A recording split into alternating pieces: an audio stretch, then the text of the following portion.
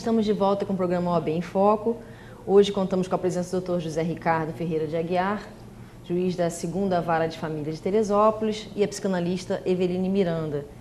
Nós estamos conversando com ela a respeito da experiência que ela tem nos consultórios com as famílias, de um modo geral, não só em questões de divórcio, como nessas questões de famílias onde o filho não sabe quem é o pai, ou quando o pai tenta afastar a mãe também do convívio, essas questões de alienação parental na realidade, né? Então, como é que você vê isso, Eveline, na sua experiência? É preocupante, né? Assim, isso não é uma coisa que é incomum. Essa questão da criança, né, do adolescente no meio desse fogo cruzado entre o pai e a mãe é uma coisa muito mais comum do que a gente possa imaginar, né? E aí a gente se pergunta onde é que ficam os interesses desse menor, né? Que a gente não pode perder isso de vista. É claro que quando a gente fala do ser humano, a gente sabe que não tem uma matemática, a gente não tem uma resposta definitiva. Muitas coisas acontecem sem a pessoa se dar conta que essas coisas estão acontecendo, né? Às vezes a mãe está lá detonando o pai a mesma coisa, e eles não estão se dando conta que o maior prejudicado, quem está sendo mais atingido com isso é o menor. Porque, como a gente falou, cada um deles está com sua dor, né, sua dificuldade, e não está querendo fazer... A gente, né, pode até haver isso, né? A gente está tentando falar aqui que a gente não está fazendo nenhum julgamento. Às vezes a pessoa não está se dando conta, como você falou, e está achando que aquilo é melhor para a criança também.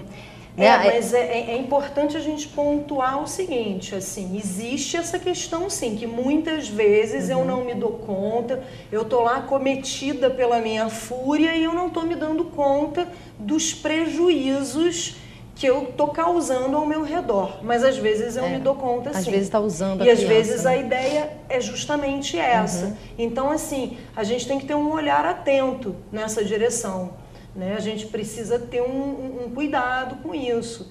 E aí nosso papel, tanto aí na saúde mental quanto no direito, eu acho que a gente pode caminhar junto nesse sentido, eu acho super importante.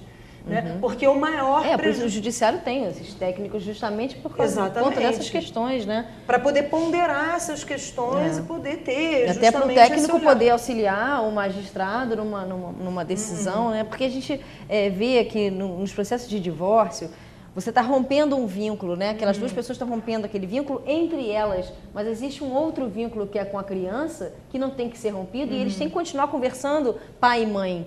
Não marido e mulher, mas pai e mãe. Eles continuam sendo, né, doutor Zé? Não sem sombra de dúvida. Agora, o que causa muita espécie, a gente que exerce a magistratura já há muito tempo, é que quando a gente fala assim, alienação parental, uma mãe indignada por conta de pouco receber a título de pensão para o filho, vai dificultar a relação desse filho para com o pai.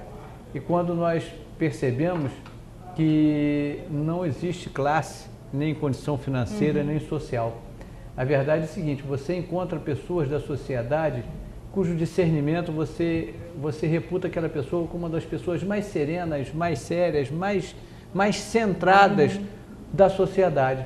Quando envolve a separação, quando envolve a relação com filhos, aquela pessoa que há 5 segundos, 30 segundos estava na sala de espera demonstrando perfeito equilíbrio moral, sentimental, pessoal, quando ingressa em uma sala de audiência, quando o assunto é a criança, ele usa aquela criança como um instrumento para ferir a outra parte, sem se dar conta, ou às vezes se dando conta, mas mesmo com todo aquele equilíbrio que ela demonstra na parte dela com a relação social, dentro da relação marido e mulher, casal em separação, isso tudo é colocado de lado.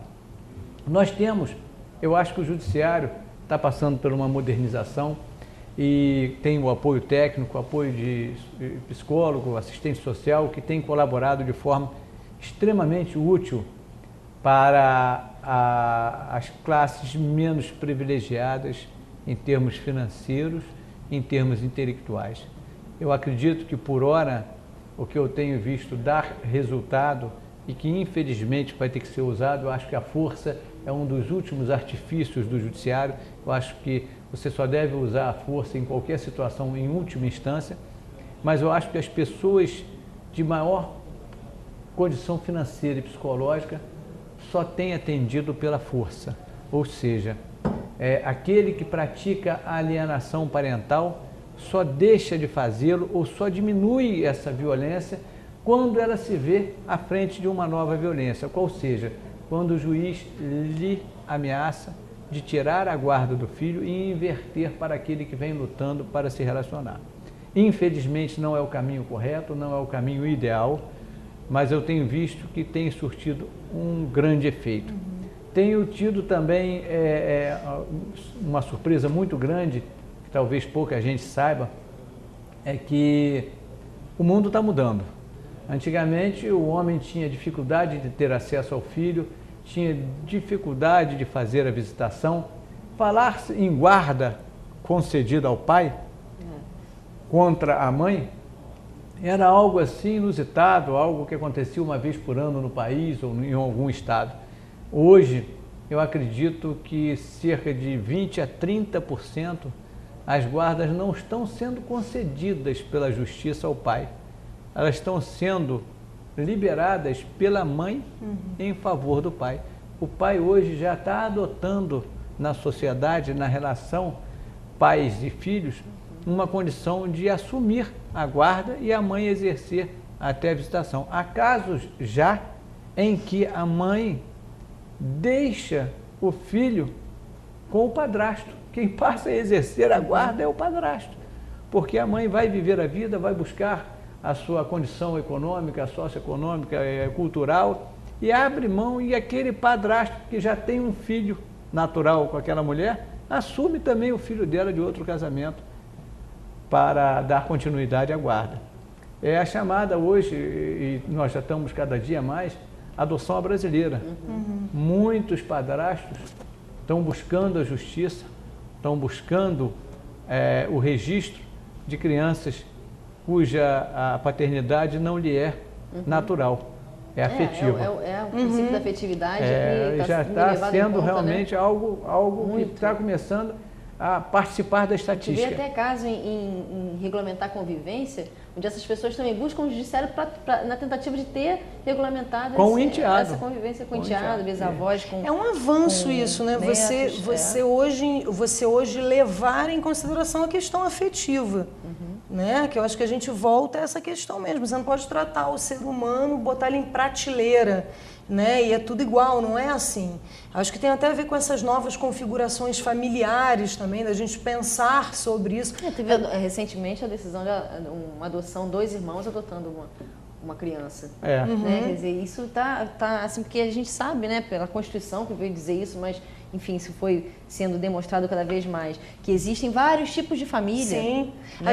Existem os modelos tradicionais, né? Que por um lado que a gente não pode chamar de normais, e sim tradicionais. Tradicionais, acho que você explicou muito bem. Que né? às vezes dão certo e às vezes não. Não é todo modelo tradicional de família que dá certo, que deu certo, né? Como novos modelos também dão certo e não dão, né? Enfim, são questões que a gente vai ter que se rever e se repensar a vida toda. O tempo todo é um processo dinâmico, né? A felicidade das pessoas, né? Quer dizer, se a criança teve aquele vínculo com o padrasto e está demonstrado isso, por que não, né? Por que não vai ter? E o mundo está caminhando para isso. Comentando sobre essa questão da afetividade e dos papéis pai e mãe, eu queria que você falasse um pouquinho sobre, numa questão de uma adoção por casal homoafetivo, se essa questão dos papéis fica prejudicada ou não, porque as pessoas comentam muito que fica prejudicada, não é a minha visão, mas enfim, você como técnica...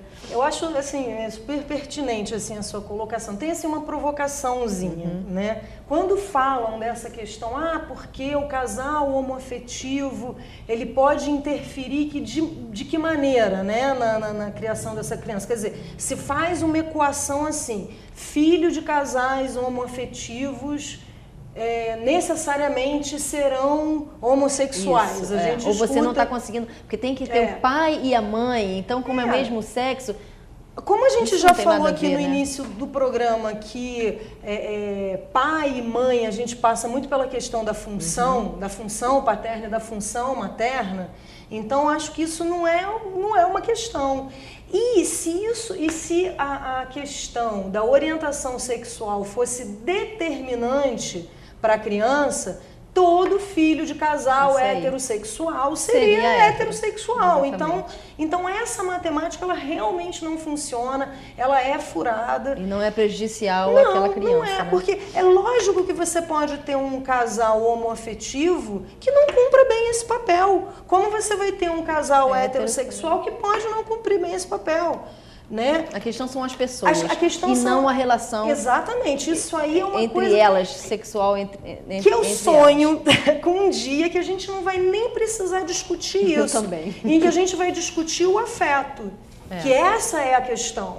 É o bem dessa criança. É a possibilidade dessa criança ter um lar, é a possibilidade de ter uma família.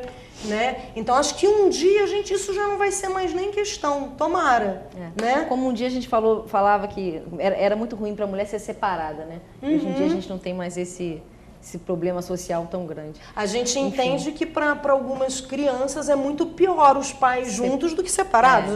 Hoje em dia a gente não tem mais dúvida disso, né? Então a gente vai ter que fechar mais esse bloco no meio dessa discussão tão agradável, né? Tão positiva, e a gente volta daqui a pouquinho.